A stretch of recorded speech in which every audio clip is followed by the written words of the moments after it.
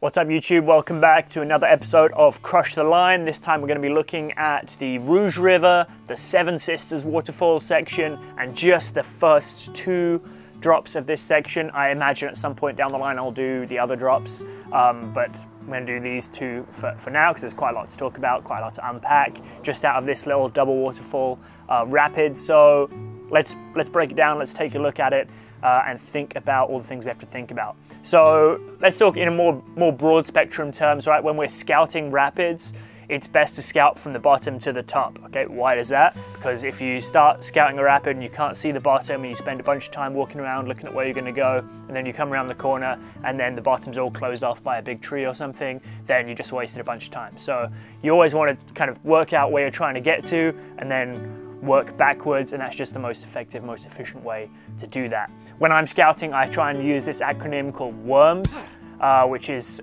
I find super useful just to help keep my thoughts like clear and concise and together. WORMS stands for Water, Obstacles, Route, Markers, Safety. Pretty much every time I do one of these Crush the Line episodes, I'm just using this exact formula, but applied to a specific rapid, right? So the W in our water is like which way is the water going at the start, at the middle, at the end. O is for obstacles, like what are the obstacles that we're trying to avoid or go around or go through. What's our R is for route, so again, using the water and the obstacles, where are we going? M is for markers, so things we're going to use to line ourselves up to get there. And then S is obviously safety, because we've got to be safe, we've got to think about each other and think about the people we're on the river with, right? So what am I thinking about here? We got that two waterfall set. That bottom waterfall, I want to be lifting my nose up, getting a nice spoof stroke in the middle or the river right-hand side. So I know that, right? And then working back upstream, there's quite a bit of water pushing left into that pocket, eddy area over there on the river left-hand side. And then upstream, it's kind of straight or pushing slightly left. So those are the things I have to think about. I know there's like a bit of water pushing left, and I know I want to finish that second drop kind of center right, or even right at higher flows than when I recorded this. You can even go off that like sweet flake kicker, which is a lot of fun. But when we filmed this one, it was like quite low water, so it's more like center. So I know there's a ton of water pushing left. Looking at that first waterfall ledge, there's pretty much two good places you can go off of it that are going to help line you up nicely with that second waterfall. And then in the middle, there's that kind of like crack obstacle that we're trying to avoid. So the route I usually take is off of that left flake, like the rock that juts out there, you can see in the video. Off of that, turning to the right and then lining myself up really nicely to go off of that next drop there, just kind of like center right.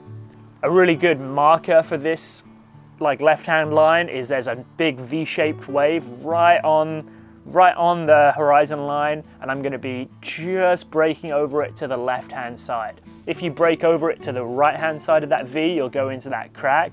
But if you go up and over it, or just up and left over it, you'll come off that rock, which is like the furthest point, fly off there, keep your nose nice and dry, and you're set up really well for that moving right. Now I know that the water's pushing me left there, so every time I go off of that first drop, I'm trying to use a left stroke to boof my boat, and that's turning my boat just a little bit to the right. That sets me up really well for that second waterfall. So I always need to be thinking about what direction of stroke what direction does my boat have to be traveling in, and then what strokes do I have to do to achieve that.